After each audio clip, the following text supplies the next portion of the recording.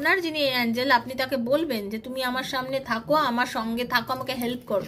আপনাদের সেটা বলতে হয়। আমাদের প্রত্যেকের দুটো করে অ্যাঞ্জেল আছে, প্রত্যেকে ইন্ডিভিজুয়াল আছে, অন্য কারো সেই অ্যাঞ্জেল নেই যে আমার অ্যাঞ্জেল। আপনার অ্যাঞ্জেল আলাদা, আপনার অ্যাঞ্জেলও আপনার সঙ্গে সবসময় ঘুরছে, বাট তাকে আপনাকে হেল্প চাইতে হবে। তো সেই অ্যাঞ্জেলের কাছে হেল্প চাইবেন, দেখবেন আপনি হেল্প পাবেন। ঠিক আছে? আপনাদের দুজনের আপনারা হতে পারে একটা সময় এমন গেছিল,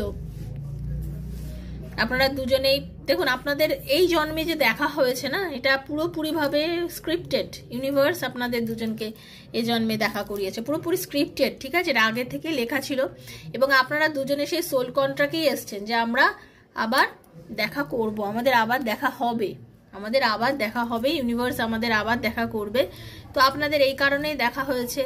আপনারা পাস্ট লাইফে কোনো রকমভাবে দেখুন, এমন একটা সময় আপনাদের দুজনের হয়তো রিলেশনটা ছিল, আপনাদের দুজনের সম্পর্কের মধ্যে বহু রকম বাধা ছিল, খুব বেশি রকমের কোনো শাস্তি বা না খাওয়ার জ্বালায় ভুগে আজকে আপনাদের মধ্যে একটা দূরত্ব হয়েছিল, এবং সেই দূরত্ব ধীরে ধীরে আপনাদের দুজনকে আলাদা করে দিয়েছে। এই যে কার্মিক একটা রিলেশন, মানে আপনাদের নিজেদের মনের ইচ্ছা সম্পূর্ণ সেই সময় করতে পারেননি।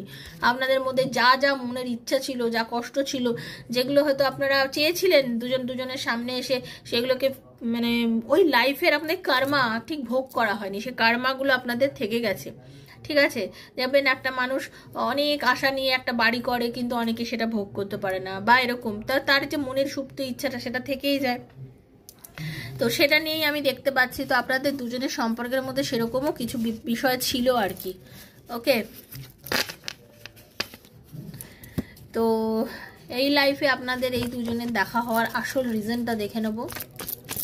Thank you, thank you so much universe.